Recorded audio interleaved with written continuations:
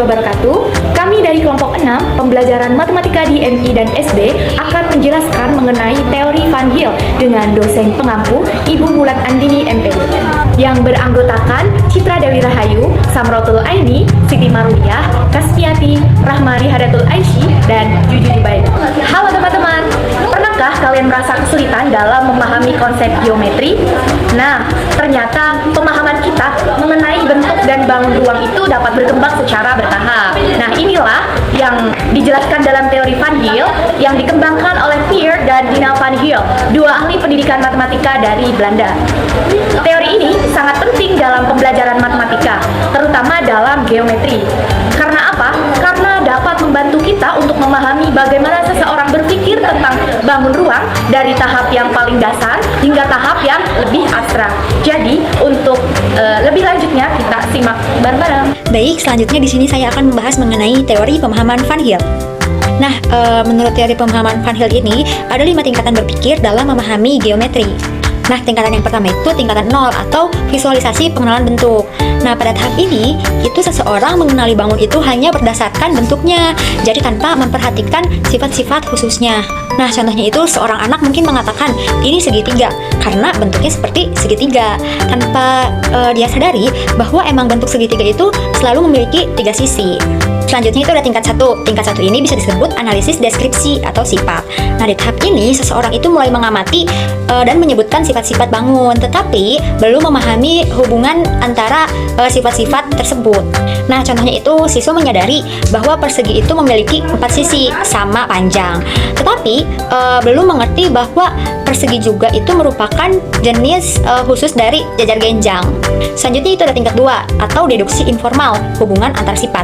Nah, pada tahap ini itu seseorang memahami hubungan antar sifat dan mulai membuat argumen.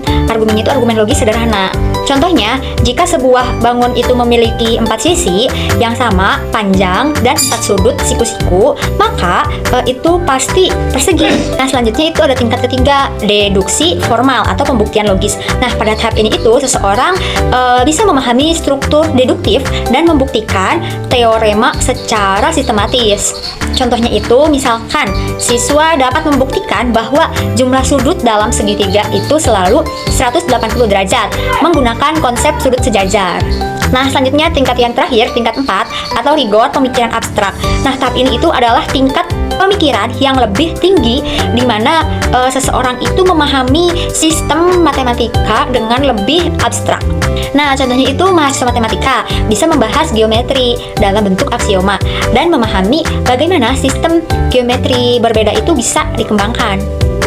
Yang ketiga yaitu implikasi dalam pembelajaran matematika. Nah, jadi teori ini bisa loh teman-teman diimplikasikan dalam pelajaran matematika. Lalu bagaimana sih caranya? Nah, caranya yang pertama yaitu mengidentifikasi tingkat berpikir siswa.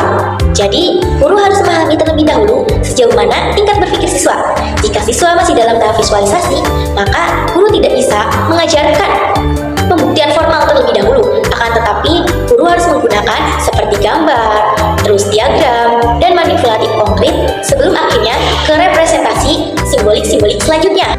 Yang kedua yaitu strategi pembelajaran yang sesuai. Apa saja sih strategi pembelajaran yang sesuai?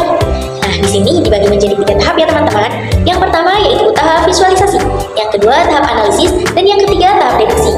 Yang pertama, tahap visualisasi, di mana guru dapat menggunakan alat bantu seperti balok geometri, terus software interaktif, dan tangram. Nah, yang kedua yaitu tahap analisis, di mana guru harus mengajak siswa untuk mengidentifikasi mengenai sifat-sifat bangun ruang contohnya melalui eksperimen atau diskusi bersama.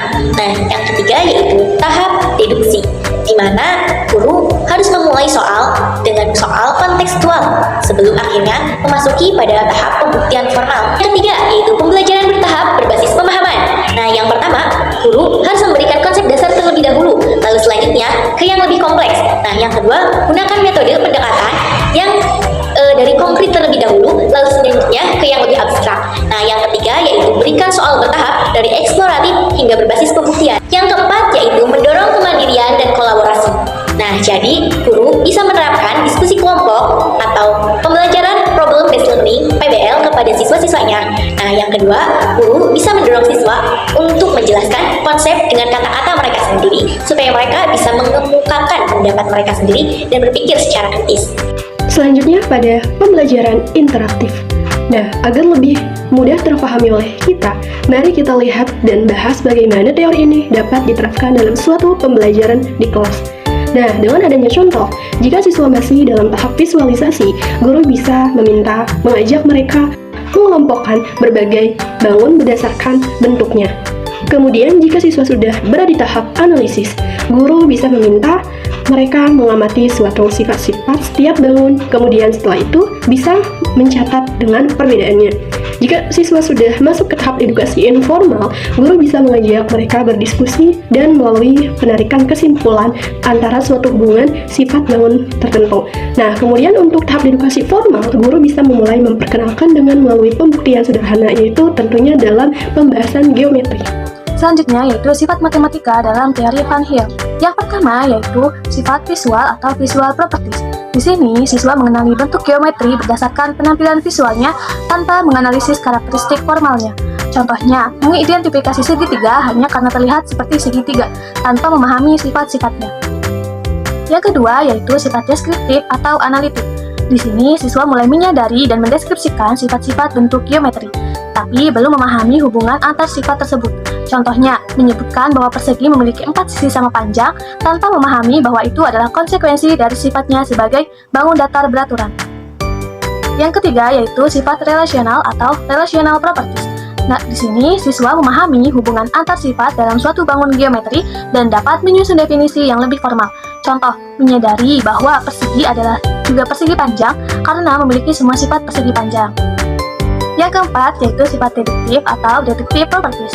Di sini siswa mampu memahami dan menggunakan logika deduktif untuk membuktikan teorema dan menyusun argumen matematis. Contohnya, menggunakan teorema Pythagoras untuk membuktikan sifat segitiga siku-siku. Yang terakhir yaitu sifat rigor atau rigor properties.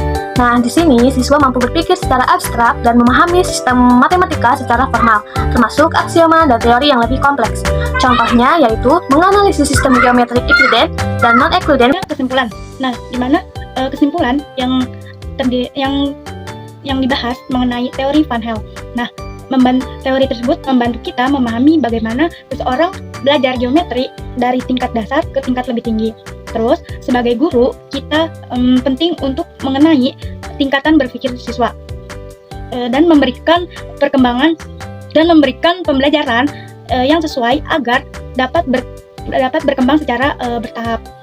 Sementara sebagai siswa, kita perlu menyadari bahwa pemahaman tersebut itu bertahap dan dengan latihan serta pengalaman.